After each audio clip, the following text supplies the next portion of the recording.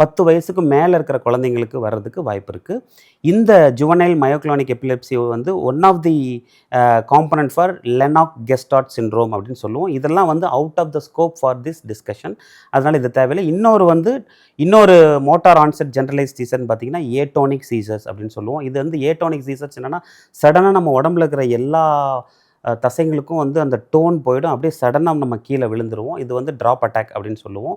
இதுதான் வந்து ஏட்டோனிக் Caesar. So இதெல்லாம் வந்து மோட்டார் ஆன்செட், நான் மோட்டார் ஆன்செட் எபிலெப்சி சிண்ட்ரோம்ஸ். இதுக்கெல்லாம் வந்து கண்டிப்பாக இந்த டைப் ஆஃப் ஜென்ரலைஸ்டு சீசர்ஸ்க்கு நீங்கள் அவசியம் மருந்து எடுத்துக்கணும். அதே மாதிரி இது எல்லாமே வந்து இஇஜியில் நம்ம கண்டுபிடிச்சிடலாம்.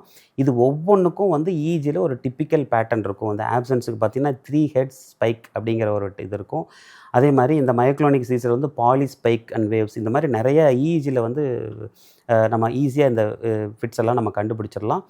இப்போ நம்ம பார்க்க போகிறது வந்து generalised tonic clonic seizures epilepsy syndrome இல்லை. அதாவது எப்பப்பெல்லாம் வந்து இந்த ஜிடிசிஎஸ் காமனாக வரலாம் அப்படிங்கிற விஷயத்தில் வந்து நீங்கள் இப்போ நான் வந்து ஒரு டாக்டர், நான் வந்து என்னோடய கேஷுவாலிட்டியில் இல்லை ஓபியில் உட்காந்துருக்கேன்.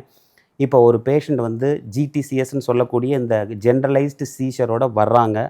அப்போ அவங்களுக்கு வந்து நான் எப்படி அவங்கள வந்து நான் அப்ரோச் பண்ணுறது அப்படின்னு பார்த்தா, நான் ஏற்கனவே சொன்னேன் இல்லையா, ஃபஸ்ட்டு வந்து அந்த பேஷண்ட்டுக்கு வந்திருக்கிறது உண்மையான சீசரா இல்லை சூடோ சீசரான்னு நம்ம பார்க்கணும்.